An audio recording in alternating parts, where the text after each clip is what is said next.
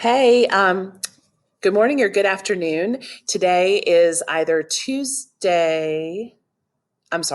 Wednesday or Thursday, depending on your class. So we are going to be learning and talking about something really, really important today, and it's called the cell cycle or mitosis and mitosis. And essentially what we're going to be learning today is how the cell makes a copy of itself and divides. This is a really important process that has been going on inside your body since conception. And when I say conception, that's the moment at which sperm and egg came together to create your unique DNA. And at that point, you were one cell big. I know that sounds crazy to think, but you were a unicellular organism at that point. You did not stay one cell very long. You actually, that one cell within a few hours went through this process we're going to learn today for the very first time and divided and made two cells. And those two cells made four, and the four made 16. So very quickly, you became a multicellular organism. So this is called the cell cycle, okay? And it's about how our cells make a copy of its DNA. I know we've already talked about the structure of DNA. We've already talked a little bit about how it copies itself. So this cell cycle, that copying of the DNA is just one little portion of the cell cycle. So it's a much bigger picture. So at this point, you should have the handout that looks like this. It should have been already given to you. It's a handout that's a set of notes. And we're going to be going through and we are going to be filling this out together. And I'm going to be teaching through this today. So I need you to make sure that you listen and that you pay attention. Okay. And I'm going to be teaching through this PowerPoint here. So we're going to be talking about the cell cycle and cell division. And it's important to note that when I say the cell cycle, this is a regular sequence of growth and division that cells undergo. And during the cell cycle, a lot of things are happening. The cell is growing generally in size. It's preparing for division. And then it actually divides and creates two new cells who are now called daughter cells.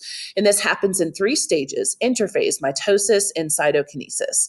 So let's stop just for a moment and let's fill out some of what we just learned. So I'm going to pull this up here so that we can see it real good. Okay, so the first thing that we can write is the cell cycle is the regular sequence of growth and division that cells undergo. So in these spaces, you're going to put growth and division. And if the teacher, whether it's me or Miss Stanley, needs to pause, you can do that. I'm just going to go through. During the cell, a cell grows, prepares for division, and divides into two new cells, which are called daughter cells. And there are three stages: interphase, mitosis, and cytokinesis. Again, pause as you need to. All right, let's move on here. So the cell cycle.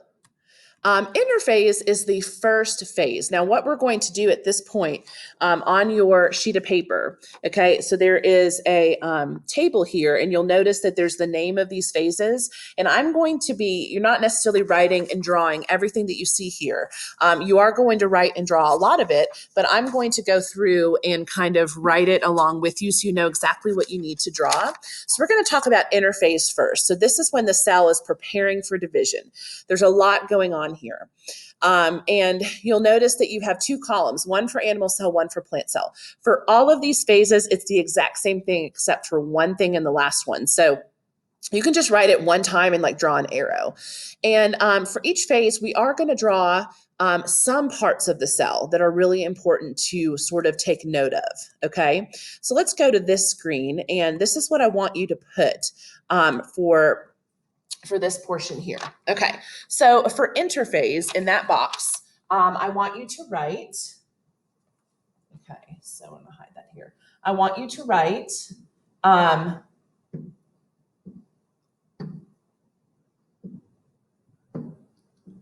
okay, the cell prepares for division.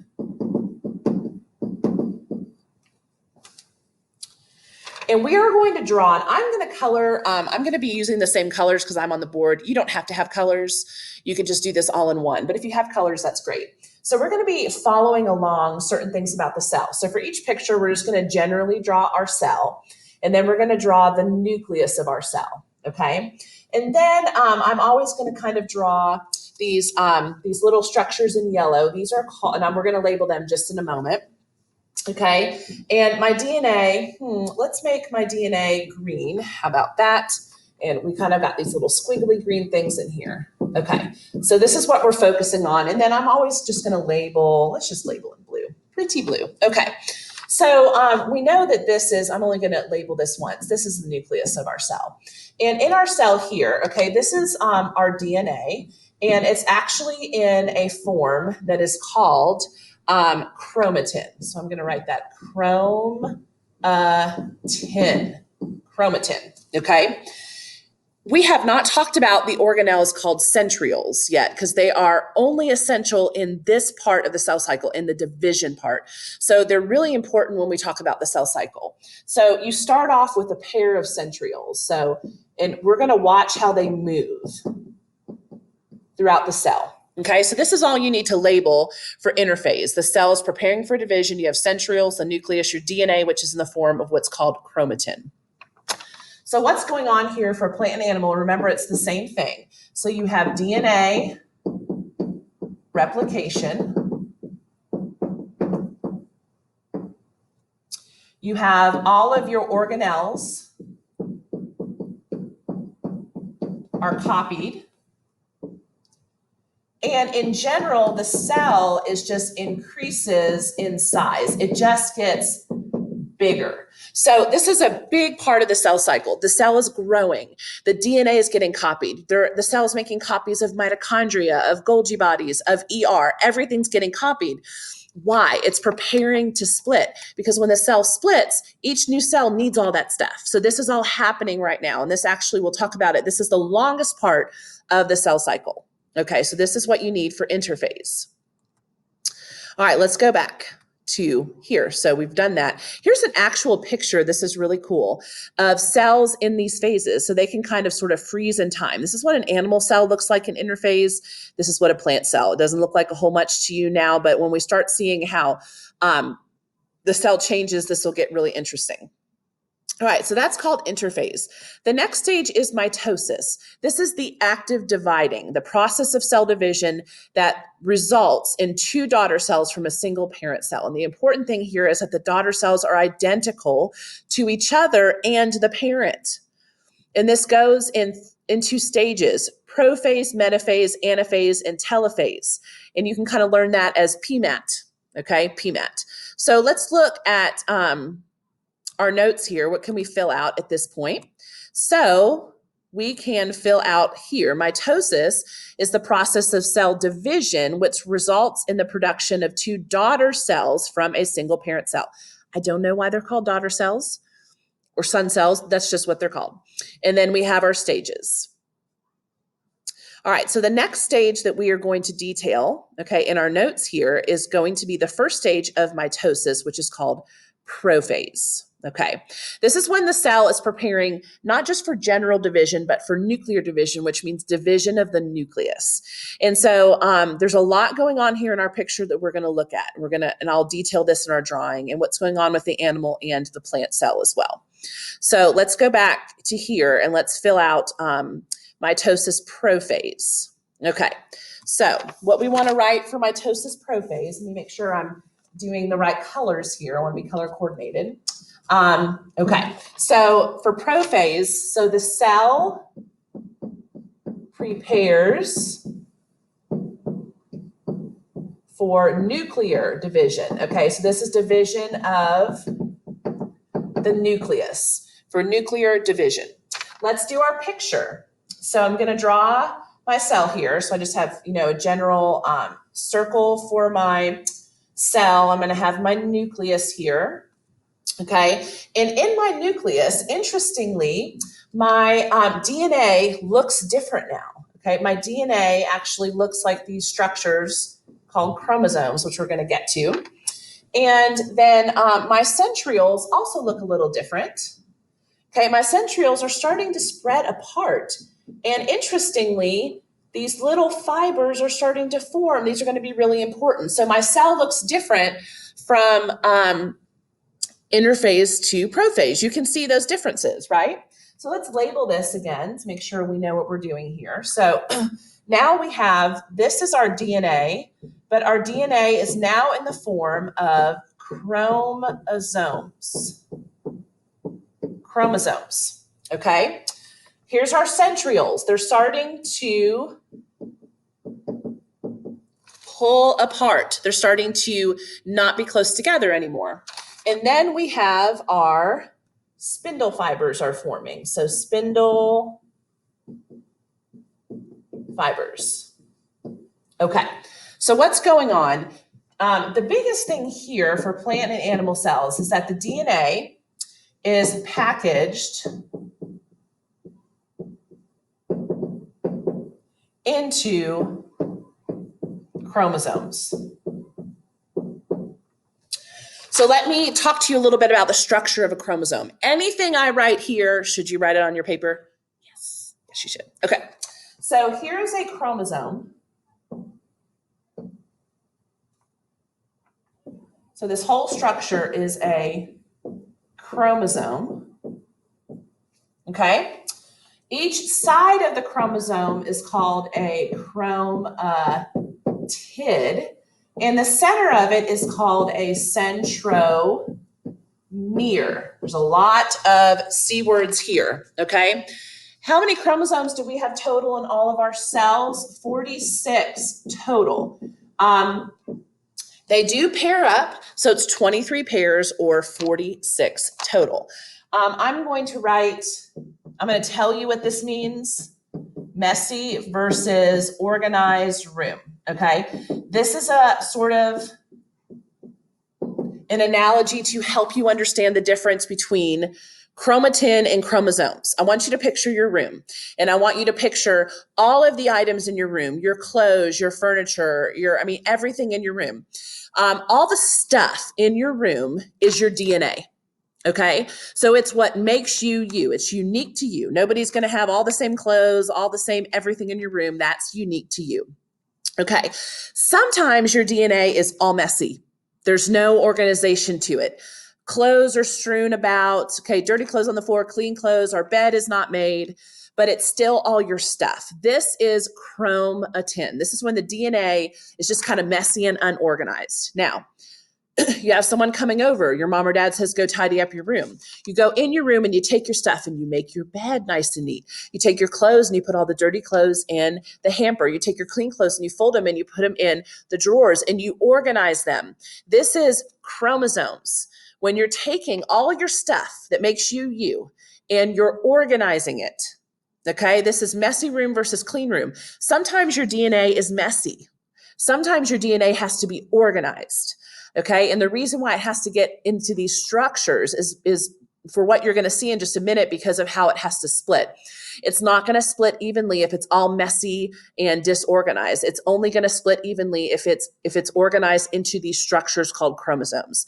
So that's my messy versus organized room analogy. Hopefully that helps make sense there. Okay. Now, if we go to the next thing, so here's a picture of a cell, an animal cell in prophase, and then a plant cell in prophase. You can kind of see that the dark stuff here, that's your DNA. It's more organized than, and you start to see those chromosomal structures rather than the messy chromatin. All right, so let's go to metaphase. This is my favorite phase. The cell prepares chromosomes for division. Notice what's gone here. There is no nucleus. At this point, the nuclear envelope has gone away. There's no enclosed nucleus. The chromosomes are lining up in the middle. So a lot of times metaphase for middle, chromosomes line up.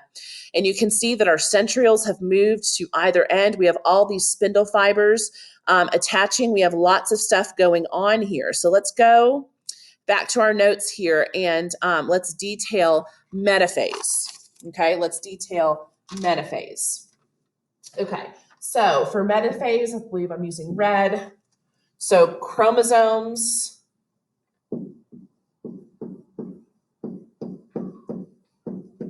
prepare to divide. Okay, chromosomes prepare to divide. The nucleus disappears.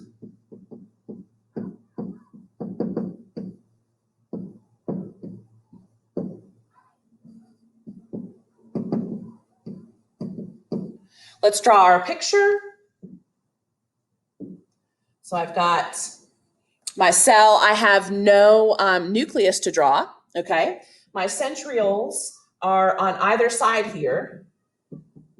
And my chromosomes, which are green, have lined up at the center. I'm just going to draw 3 of them. We have 23 pairs. I'm just going to draw 3. And these spindle fibers are attaching to each of my chromosomes. So this is kind of what metaphase looks like, okay? What metaphase looks like. I'm not going to label, well, I'm going to just go ahead and do this for y'all. All right, so here's our chromosomes, centriole, and then spindle fibers. All right, so what's going on in metaphase? So chromosomes line up at center of cell.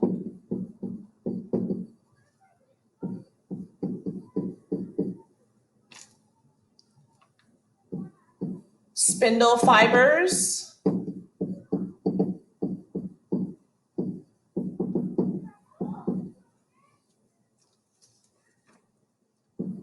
at the centromere. Okay, remember the centromere is this structure here, okay, at the centromere. All right. Hopefully everyone is still with me here. And hopefully I'm still recording. That would be terrible. Okay, now let's, so if you look at this picture, isn't this really cool, of an animal cell at metaphase? So all that dark is your DNA, and you can see it clearly lined up. Here you have your spindle fibers. You're starting to see those centrioles start to pull that. This is what it looks like in a plant cell. Similar. Anaphase. Anaphase for apart. The chromosomes actually divide in this phase. Okay, notice here our chromosomes are splitting. They're going to either side. Half of each chromosome, which is called an individual chromatid, moves to that side of the daughter cell. Okay, and same thing is happening here in a plant cell. So let's go and let's draw this together here.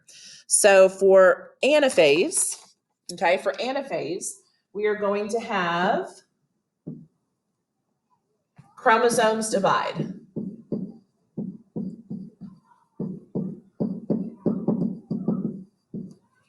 Okay, if we draw a picture of what's going on here,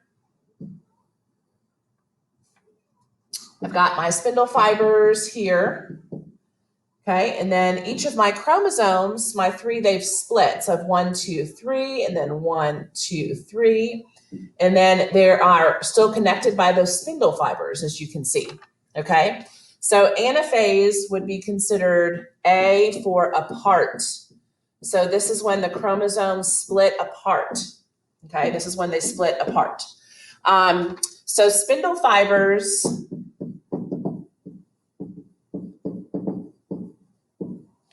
pull chromosomes apart. And then 1/2 of each chromosome, which is called a chromatid, moves to either side. So y'all can kind of see, what's going to be happening here. The end result is 2 new cells. So I think you can see where this is going.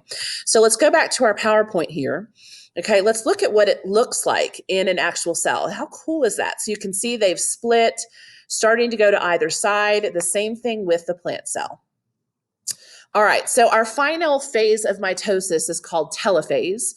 And a lot of times they just take telophase in the final part of the cell cycle, which is called cytokinesis, together. They happen, kind of simultaneously. You can see here that we're getting to the formation of 2 new cells. Okay, the DNA is changing, nuclei are forming, and the cell membrane in an animal cell starts to pinch in. In a plant cell, you just have a new cell wall form. It's a little bit different. And then you can see in this picture, the pinching here for the animal cell. In a plant cell, you just have a new wall form. Okay, so we kind of bundle these together into telophase slash cytokinesis. So for this, okay, so we have the cytoplasm divides. Okay, cytoplasm divides. Kind of the way to draw this is to kind of draw it like a figure, like the number 8 without closing it, or almost like a snowman. I kind of just take it and I draw like one big circle here and then one big circle here. Okay, and you're going to have your centrioles. You're going to have a pair of centrioles up here and a pair of centrioles down here. There are no more spindle fibers. And then you start to have, the start of a nucleus. It's not completely there, so I'm not going to completely bring my lines together. And then you may have, for your DNA, you may still have some in the structure of a chromosome, but they're starting to unwind back into that chromatin. So I'm going to draw it both ways. It's starting to go back to that messy room. Okay, and so if I label this, okay, our DNA is is starting to, how could I say this? That's not very pretty, Ms. Barnett. Okay, so our DNA is unwinding into the chromatin. Okay, unwinding. So DNA spreads out. That's going to be the same for plant and animal. The two nuclei, the new nuclei form. That's going to be the same for plant and animal. And in an animal cell, the cell membrane pinches.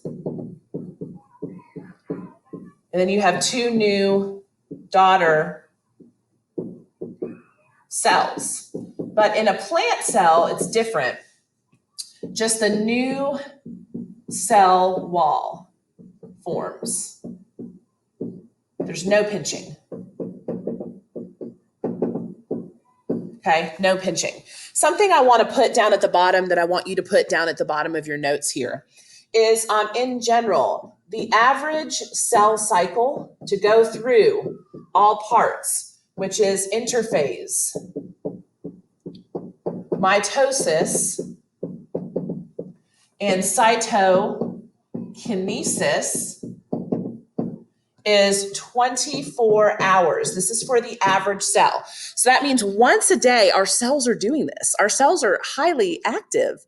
And you have trillions of cells. So your DNA is getting copied trillions of times a day.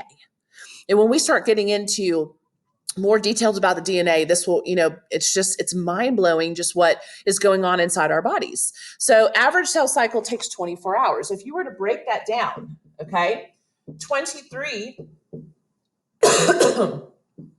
of those hours would be in interphase.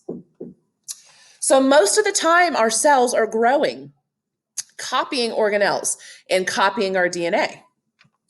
45 minutes of mitosis, 45 minutes of actual division, and 15 minutes of cytokinesis. Kinesis means to cut or divide. Cytoplasm is cytoplasm. Cyto is cytoplasm. So 15 minutes for that cell to actually split in two. And so the end result is you have two new daughter cells, and guess what? There's no break. It's not like, let's go on vacay, right? Those two new daughter cells immediately are in their own interphase. They're starting to grow. They're starting to copy their DNA. This is continuous. If the cell is not in its cycle, it's dead. Okay, the cell is dead, and our bodies get rid of dead cells in different ways. So this is an amazing process that we are going to continue to talk about in the next couple of class periods. And understanding this process is foundational to our exam project, which I will be introducing, that focuses on cancer, because cancer is a cellular thing. It starts on the cellular level, and we're going to look at what's going on with cancer cells versus healthy cells.